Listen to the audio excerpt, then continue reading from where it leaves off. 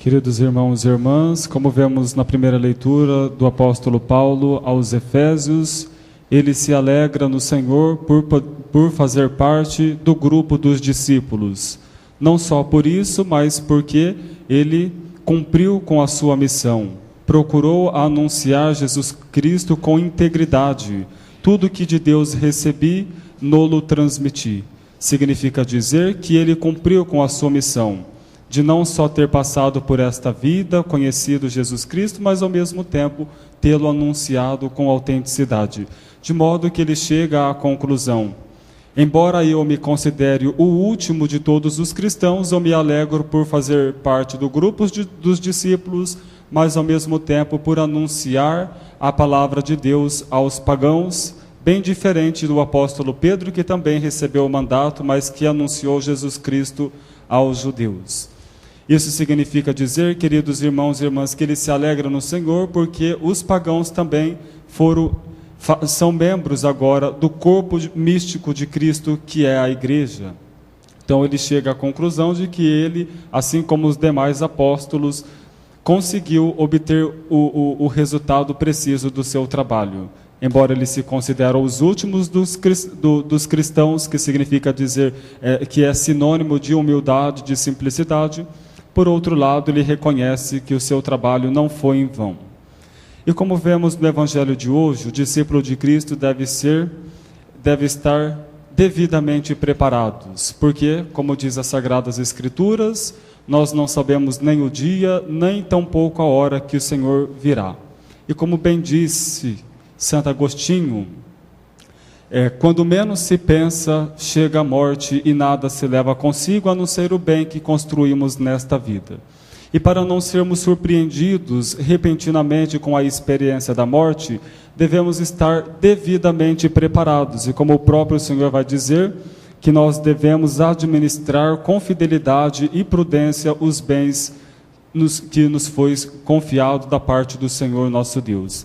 Da mesma maneira que nós administramos a nossa casa, os nossos bens, igualmente nós devemos administrar as coisas divinas, acompanhar as pessoas que precisam da nossa ajuda, do nosso apoio, como bem disse o evangelista Lucas. Agora é verdade que na maioria das vezes outras coisas passam a fazer parte da nossa vida, mesmo sabendo que Deus deve ocupar a centralidade da mesma.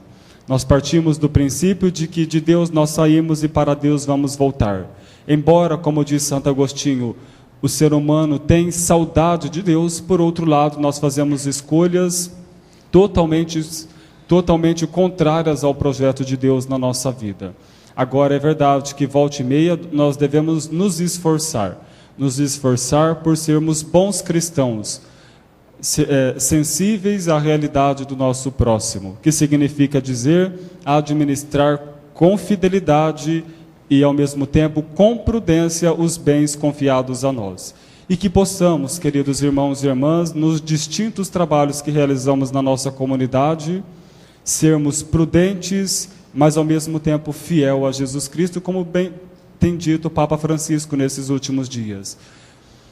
Não são os planejamentos pastorais, não são as muitas reuniões que fazemos que garantem os frutos, mas é a nossa fidelidade a Jesus Cristo. Que possamos ser fiéis a Jesus até o fim, deste Deus que vem constantemente ao nosso encontro para nos chamando à conversão, à mudança de vida. E que possamos estar atentos de que desta vida nós não vamos levar nada. Não se preocupar excessivamente com os bens deste mundo, mas sim com os valores que decorrem do Evangelho. É isso que nos chama a atenção. Nós nos preocupamos excessivamente em cuidar da nossa casa, administrar os nossos bens, mas por outro lado nós nos esquecemos da nossa mais nobre missão, que é de evangelizar e de tornar Deus conhecido através dos valores que acreditamos e sinceramente professamos. E para concluir, eu gostaria de trazer aqui presente, já que nós estamos no mês missionário, o testemunho de Santa Teresinha, dessa grande mulher que nos deixou um legado espiritual registrado em sua autobiografia, intitulado como sendo História de Minha Alma. Certamente, para colocá-la à prova, a sua madre superiora lhe perguntou: Teresa, se Deus viesse hoje, o que você faria? E ela estava na cozinha cascando batatas. Para a surpresa da sua madre superior, ela disse: continuaria cascando batatas. Isso significa dizer que ela estava devidamente preparada, que não significa dizer que significa dizer que ela não precisava fazer outra coisa a não ser exatamente aquela o qual ela estava fazendo.